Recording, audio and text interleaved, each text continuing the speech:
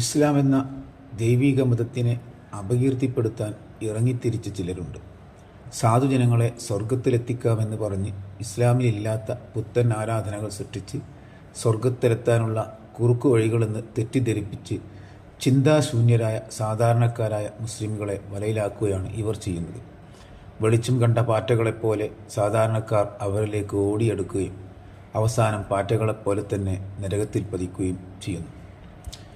രണ്ടാമത്തെ വിഭാഗം ജിഹാദിനെ തെറ്റായി വ്യാഖ്യാനിച്ച് സ്വർഗത്തിലേക്കെത്താനുള്ള എളുപ്പവഴിയായി ഭീകരാക്രമണങ്ങളെ പരിചയപ്പെടുന്നവരാണ്. വസ്തുതാന്വേഷണം പോലും നടത്താതെ ഒരു കൂട്ടം അതിൻ്റെ വക്താക്കളായി മാറുന്നു. നിരപരാധികളെ കൊല്ലാനും പൊതുമുതൽ നശിപ്പിക്കാനും ഇവർ തയ്യാറാകുന്നു.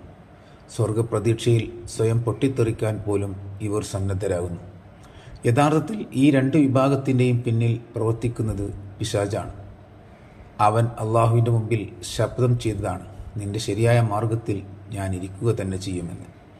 അതായത് ശരിയായ പാതയിൽ നീങ്ങുന്നവരെ ഞാൻ വഴിതെറ്റിക്കുമെന്ന്. വാസ്തവത്തിൽ ഈ രണ്ട് വിഭാഗവുമാണ് ഇസ്ലാമിൻ്റെ യഥാർത്ഥ ശത്രുക്കൾ. സ്വന്തം ജീവിതത്തിൽ ഇസ്ലാമിനെ പകർത്തി അതിൻ്റെ ശരിയായ മുഖം മറ്റുള്ളവർക്ക് കാണിച്ചു കൊടുക്കുന്നവരാണ് യഥാർത്ഥ ജിഹാദികൾ. അവർക്ക് മാത്രമേ ഇസ്ലാമിൻ്റെ തെളിമ മറ്റുള്ളവരിലേക്ക് പകർന്നു നൽകാനാവുകയുള്ളൂ.